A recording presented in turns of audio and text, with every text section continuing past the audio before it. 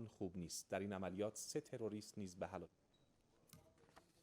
امروز ساعت 8:30 یک تیم تروریستی وابسته به صهیونیسم با پوشش ارباب رجوع قصد ورود به دادگستری سیستان و بلوچستان زاهدان رو داشت که با هوشیاری عوامل انتظامی حاضر در صحنه و درگیری که ایجاد شد، خوشبختانه احدی از این تروریست‌ها در محل به هلاکت رسید و در پی نارنجکی که این نفر به داخل انداخت متاسفانه شاهد شهادت تعدادی ارباب رجوع از جمله یک بچه 1 ساله و یک مادر هستیم.